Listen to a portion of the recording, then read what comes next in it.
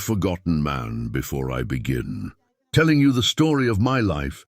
I would love to know where you are watching this video from. Please tell me your country and city in the comments, because it always makes me happy to see people from different parts of the world coming together in one place. And if you enjoy emotional life stories filled with hope, courage, and unforgettable lessons, please like this video, subscribe to our channel, and become a part of our growing community family. Your support encourages us to bring you more meaningful stories, like this one.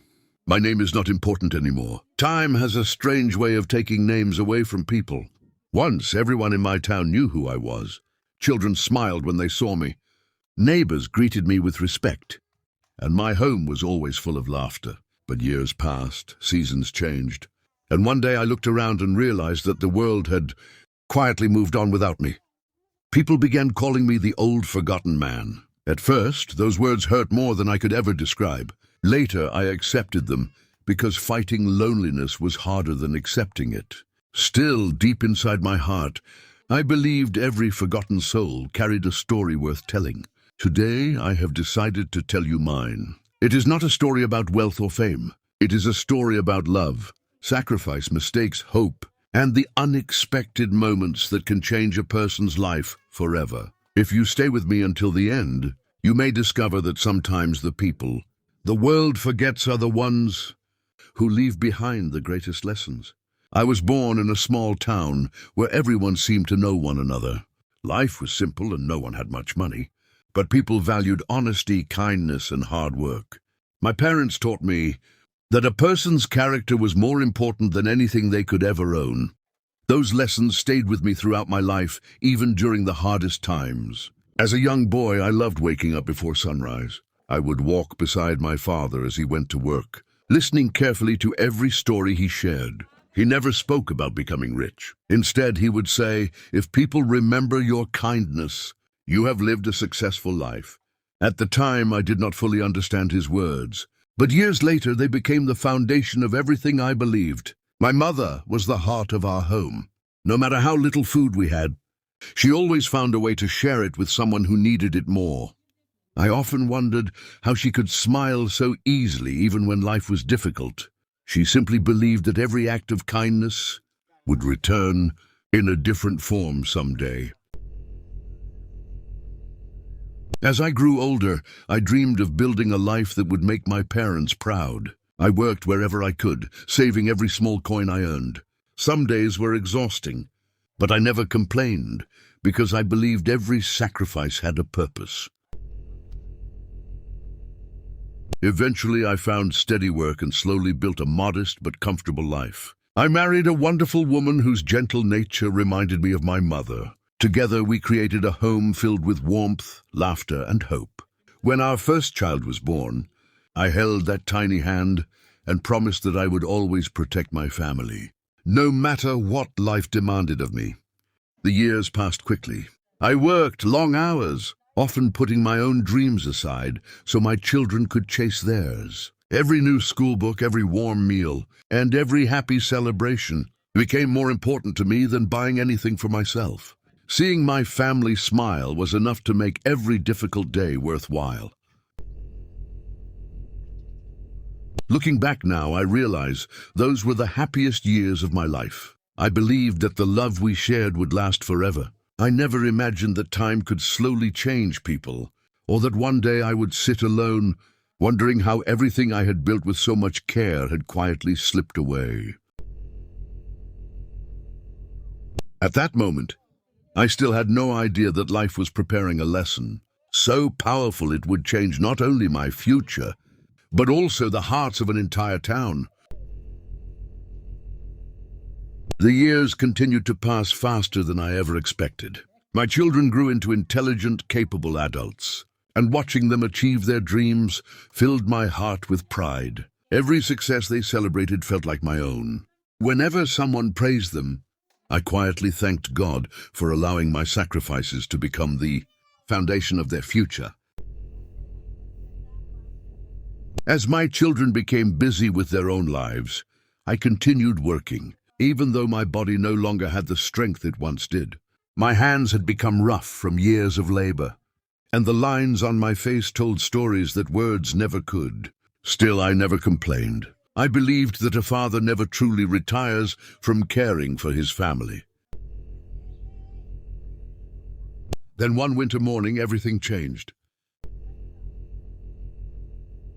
While carrying heavy supplies at work, I lost my balance and fell. The injury was not life-threatening, but it was serious enough that I could no longer perform the physically demanding tasks my job required. After many years of loyal service, I was thanked for my dedication and sent home. It was a respectful farewell. Yet, as I walked away with my small box of belongings, I felt as though a chapter of my life had quietly come to an end.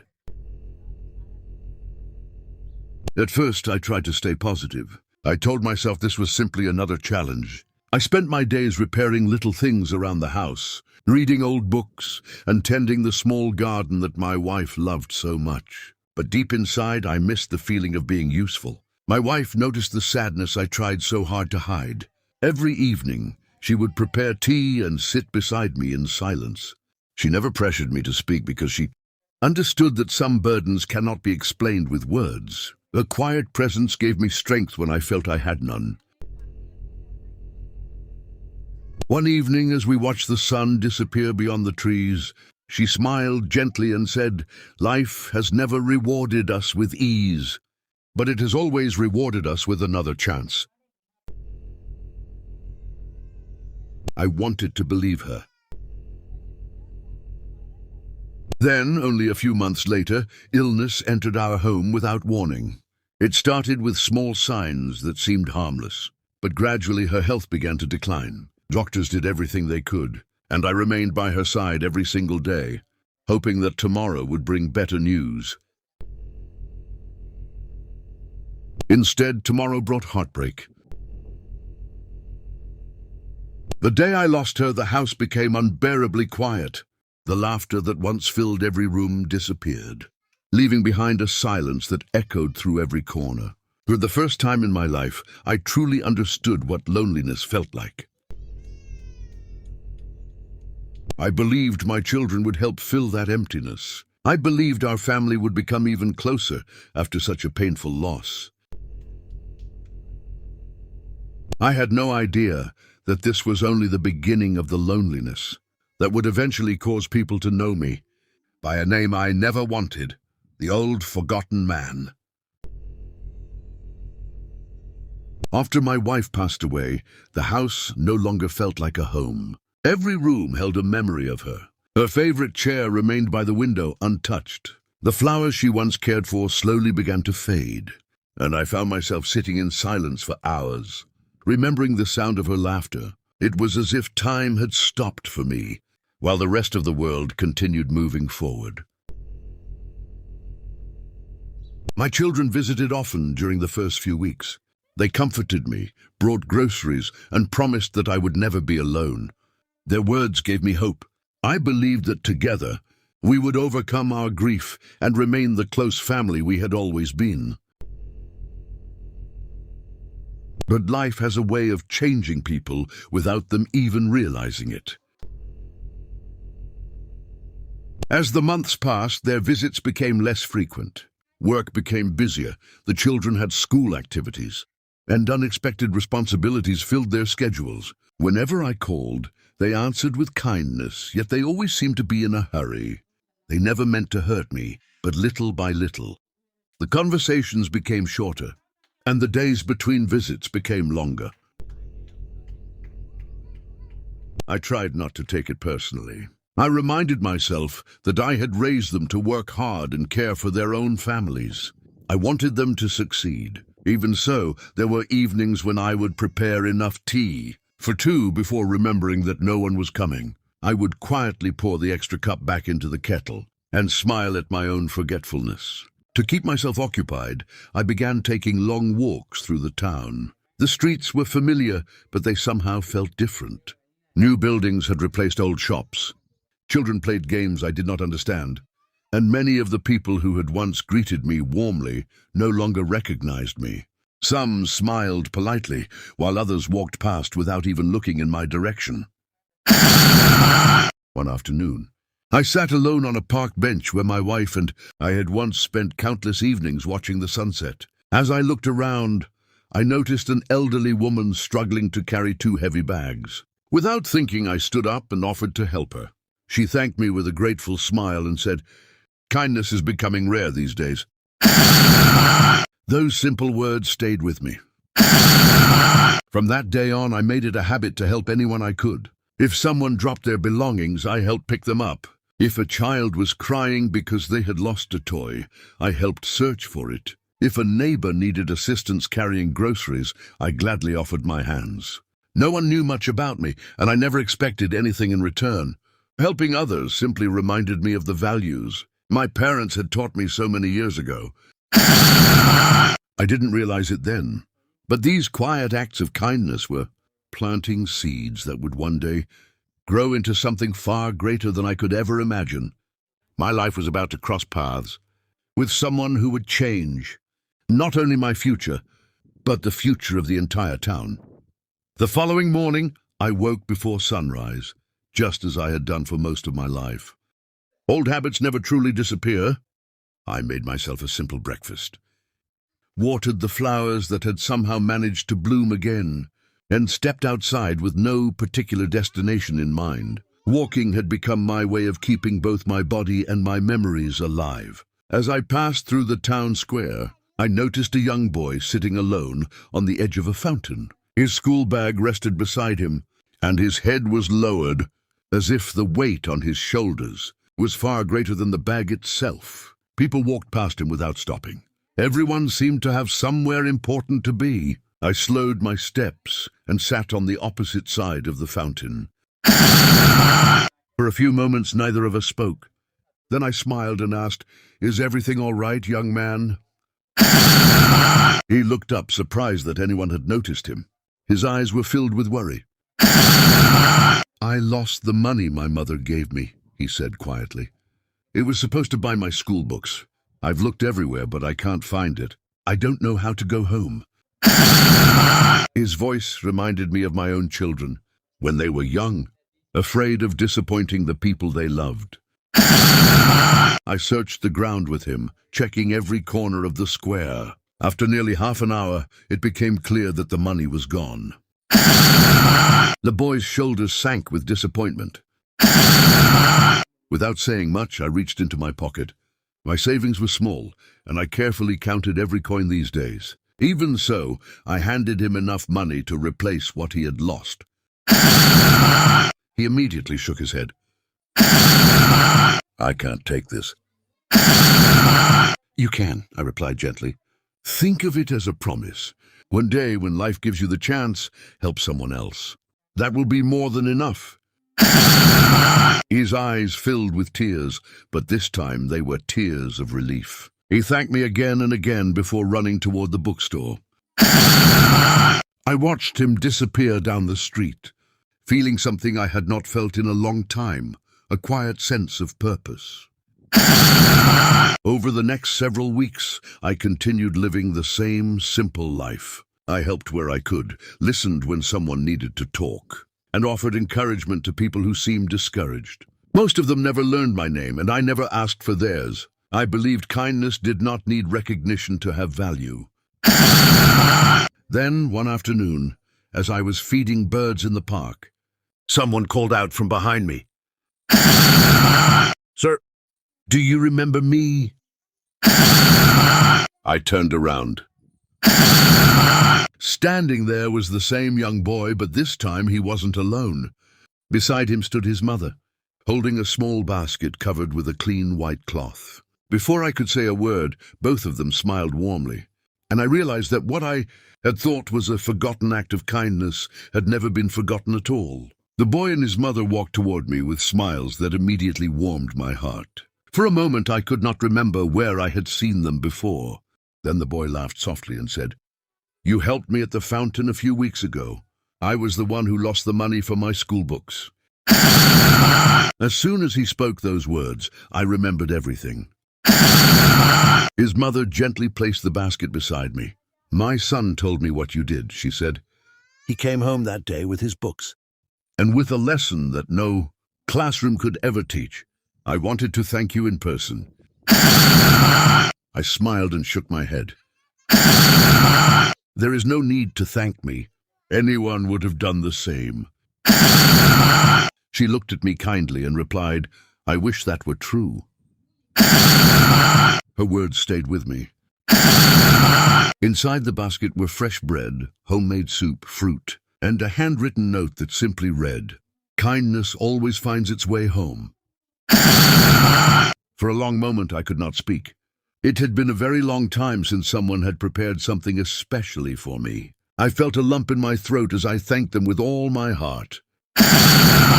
Before leaving, the boy said something I would never forget. I've started helping other people too. Last week I helped an elderly neighbor carry her groceries. Yesterday I shared my lunch with a classmate who forgot his. I remembered what you told me, that kindness should keep moving from one person to another.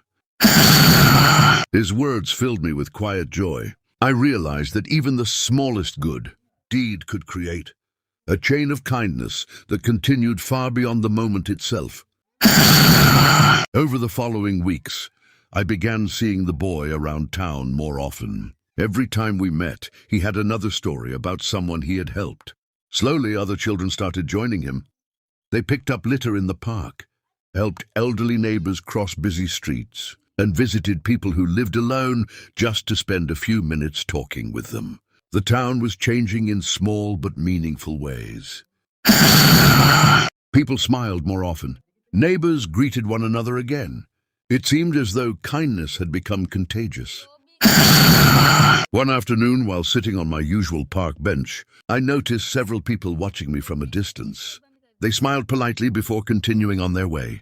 I did not understand why, but something felt different. For the first time in years, I no longer felt invisible. I still lived in the same quiet house. I still miss my wife every single day. My children were still busy with their own lives. Yet the emptiness inside me had begun to fade because I had discovered something I had forgotten. A person does not need wealth, fame, or power to make a difference. Little did I know, the quiet acts of kindness spreading through the town had already reached people I had never met. Soon, one unexpected event would bring my story into the lives of everyone around me, changing my future in a way I could never have imagined. A few days after my meeting with the boy and his mother, I noticed something unusual happening around town. People who had once hurried past one another now stopped to exchange greetings.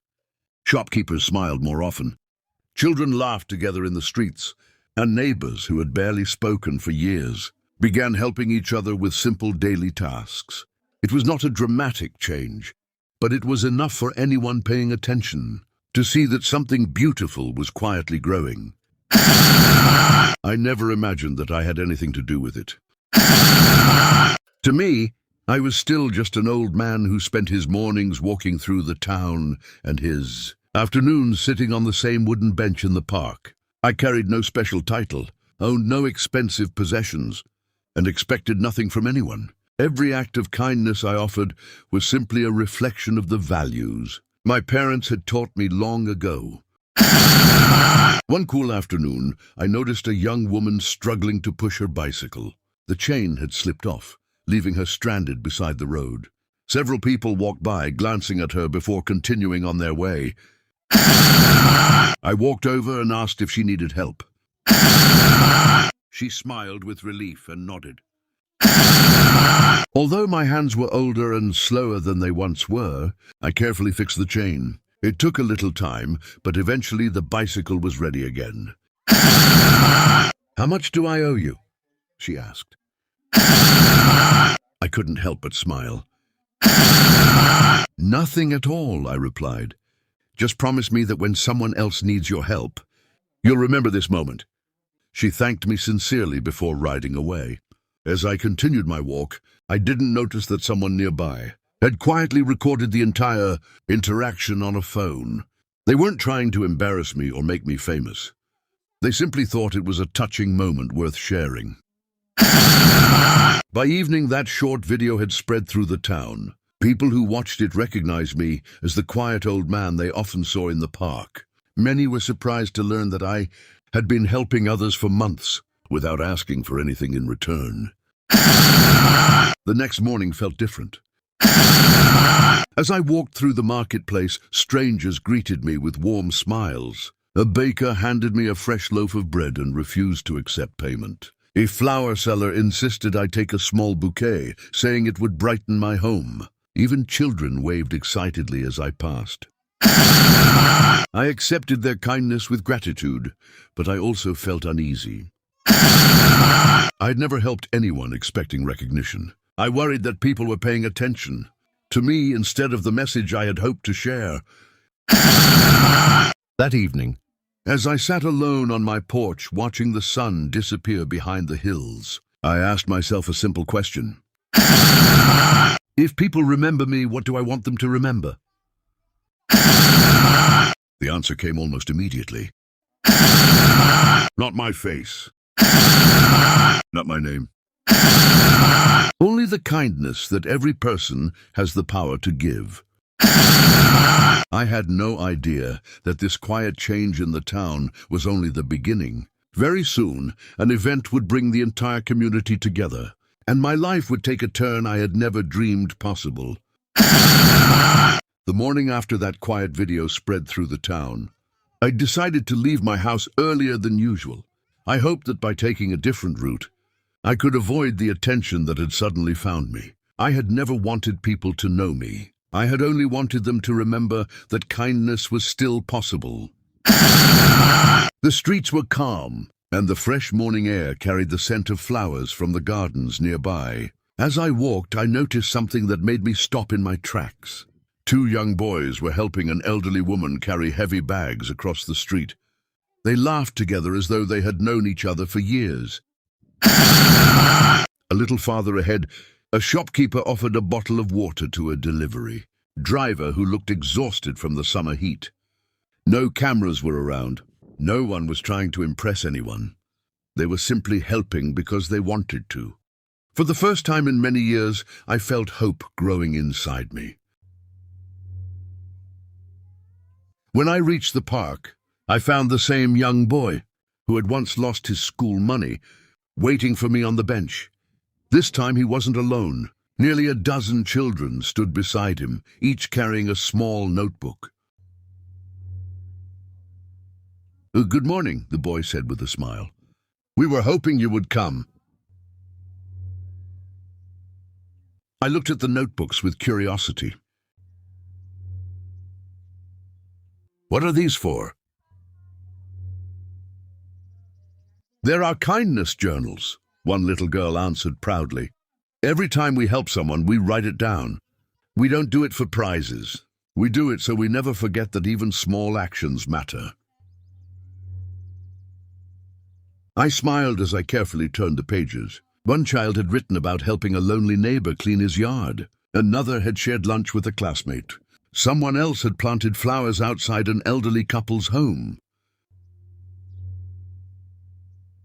None of the stories were extraordinary on their own. But together, they told the story of a town that was slowly changing. The children asked if I would tell them stories from my own childhood.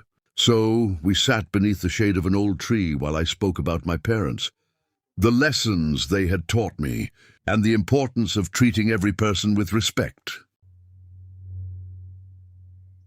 Hours passed without anyone noticing. As I prepared to leave, the boy handed me a folded piece of paper. "We all wrote something for you." When I opened it, I saw dozens of handwritten messages. "Thank you for teaching us that kindness makes people stronger. You reminded us that older people still have so much wisdom. You made our town feel like a family again."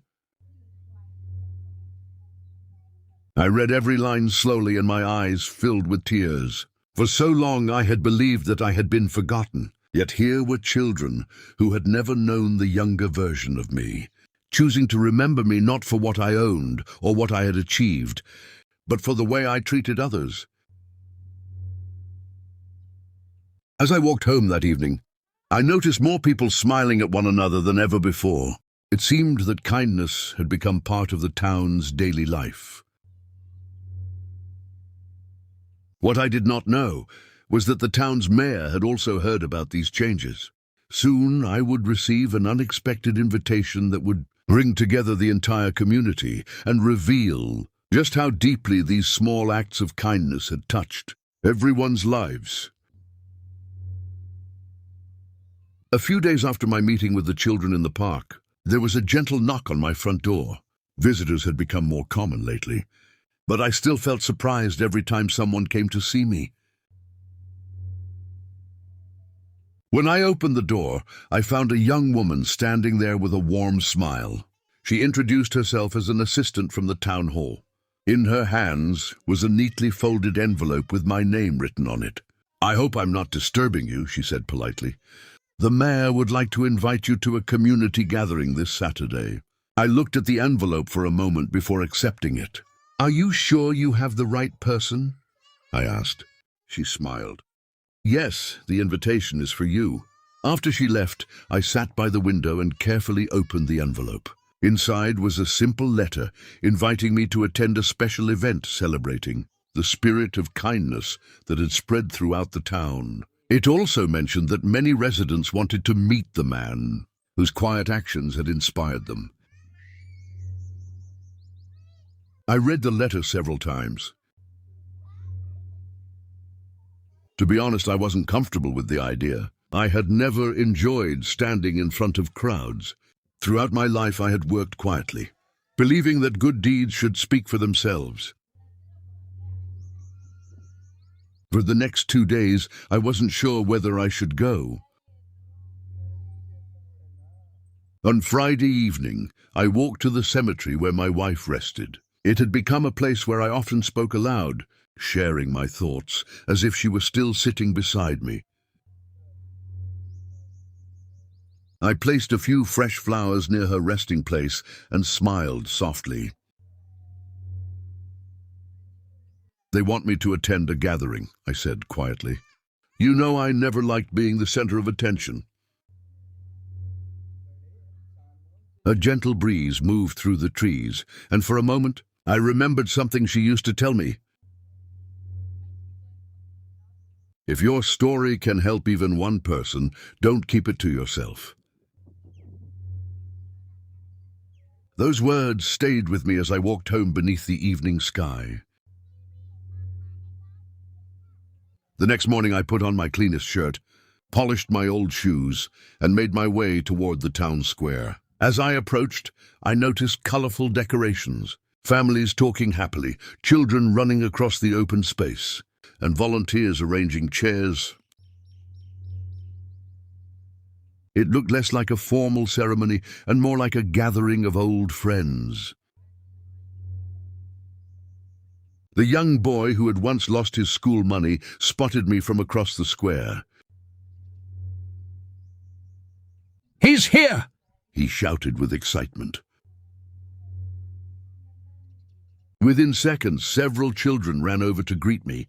Some hugged me, while others simply smiled with genuine happiness. One by one, adults also came forward. The baker thanked me for reminding him to care more about people than profits. The woman whose bicycle I had repaired smiled and told me she now volunteered every weekend to help others. Even strangers shared stories of how a single act of kindness had encouraged them to change the way they treated those around them. As I listened, I realized something that filled my heart with quiet gratitude. The town had not changed because of me alone. It had changed because hundreds of ordinary people had chosen to continue passing kindness from one person to another. Just then, the mayor stepped onto the stage and looked out over the crowd. He smiled in my direction before inviting me to join him. With every step toward that stage, I felt my heart beating faster, knowing that the next few moments would become the most unforgettable chapter of my entire life. For a few seconds, I stood completely still. Every pair of eyes in the town square seemed to be looking in my direction. I had spoken to people one-on-one throughout my life, but standing before an entire community was something I had never imagined. The mayor smiled warmly and extended his hand. "Please," he said, "this day would not be complete without you." I slowly walked onto the stage. The applause that followed echoed across the square. But instead of feeling proud, I felt humbled. I looked at the crowd and recognized many familiar faces. Some were people I had helped. Others were people who had inspired someone else with their own kindness. When the applause settled, the mayor stepped forward. "Today," he began, "we are not here to celebrate wealth, success, or fame. We are here to celebrate a reminder that one person can inspire an entire community without asking for recognition." He turned toward me. "This gentleman never asked for attention. He simply chose kindness every single day. His actions reminded us that the strength of a town is not measured by its buildings, but by the way its people care for one another." The audience applauded again, but I quietly lowered my head. I did not feel like a hero. The mayor then invited me to say a few words. I took a deep breath and looked across the crowd. "My friends," I began, "I don't believe I deserve this honor. Everything you've seen me do was taught to me by my parents many years ago. They believed that helping others was simply the right thing to do." The square became completely silent. "I've made mistakes in my life," I continued. "I've experienced happiness, loss, success, and loneliness. There were days when I believed the world had forgotten me. But I learned something important." I paused for a moment. "No person is truly forgotten if they leave kindness behind." I saw people nodding quietly. We often think we need great power to change the world. We don't. A smile, a kind word, a helping hand, or simply listening to someone can change a person's entire day. And when enough people choose kindness, an entire community begins to change. As I finished speaking, the crowd rose to its feet. The applause lasted several moments, but what touched me most was not the sound. It was the expressions on people's faces. I saw hope, gratitude, and a renewed sense of belonging. The mayor then announced something unexpected. "Beginning today," he said, "our town will launch a community initiative where neighbors volunteer to help elderly residents, support families in need, and encourage young people to perform acts of kindness throughout the year." The crowd welcomed the idea with enthusiasm. As I looked around the square, I realized that this gathering was never about honoring one old man. It was about reminding everyone that compassion could become a way of life. Standing there, surrounded by smiling faces, I felt a peace I had not known in years. Yet deep inside, I also knew that my journey was not over. The greatest reward was still waiting for me, and it would come from the people I loved most. When the gathering came to an end, people slowly began making their way home, but many stayed behind to shake my hand or simply spend a few minutes talking with me. I listened to every story with gratitude. Some people told me they had repaired broken friendships. Others said they had started visiting elderly neighbors who had been living alone for years. Parents spoke about how their children had become more thoughtful, and teachers shared how students were encouraging one another instead of competing all the time. As I walked away from the town square, my heart felt lighter than it had in many years. I had spent so much of my life believing that my best days were behind me. Yet without realizing it, a new chapter had quietly begun. The next morning, I was sitting on my porch with a cup of tea when I heard a familiar voice call my name. I looked up. Standing at the gate were my son, my daughter, and my grandchildren. For a brief moment, none of us spoke. Then my youngest granddaughter ran toward me and wrapped her arms around me as tightly as she could. "Grandpa," she whispered, "we missed you." I held her close, trying to hold back my emotions. My son stepped forward with tears in his eyes. "Dad," he said softly, "we owe you an apology." I looked at him in silence. We became so busy chasing our own lives that we forgot the person who spent his entire life building ours. We kept saying we would visit tomorrow, then next week, then next month. We never realized how much time had passed. My daughter wiped away her tears before speaking. "When we saw the stories people were sharing about you, we remembered everything you taught us when we were children. We realized that the kindness everyone admires in you is the same kindness you spent years teaching us." For a long moment, I couldn't find the right words. I simply smiled. "There is nothing to apologize for," I said gently. Life becomes busy. "What matters is that we are together today." My son shook his head. "No, Dad, what matters is that we don't lose another day." That afternoon, the house that had once felt painfully silent became full of laughter again. The grandchildren explored every room with curiosity. They asked me to tell stories about their grandmother, about my childhood, and about the adventures their parents had when they were young. Hours passed as we laughed together, looked through old family photographs, and remembered moments that had almost been forgotten. Before leaving that evening, my children made me a promise. From that day forward, we would share dinner together every Sunday, no matter how busy life became. As I watched them drive away, I realized that kindness had not only transformed the town, it had quietly healed my own family as well. Little did I know, one final surprise was still waiting for me, a moment that would bring my life's journey to its perfect and unforgettable conclusion. The weeks that followed were unlike anything I had experienced in many years. My home, once filled with silence, slowly became a place of laughter again. Every Sunday, just as they had promised, my children and grandchildren came to visit. We shared simple meals, told old stories, played board games, and spent hours talking about life. Those moments reminded me that happiness is rarely found in grand celebrations. More often, it lives in ordinary days shared with the people we love. The kindness initiative that began after the gathering continued to grow. More volunteers joined every month. Young people visited elderly residents who lived alone. Neighbors worked together to repair homes, clean parks, plant flowers, and organize community events. The town felt warmer, not because the weather had changed, but because the hearts of the people had. One afternoon, the mayor invited me to visit the local school. "I think the children would like to hear your story," he said.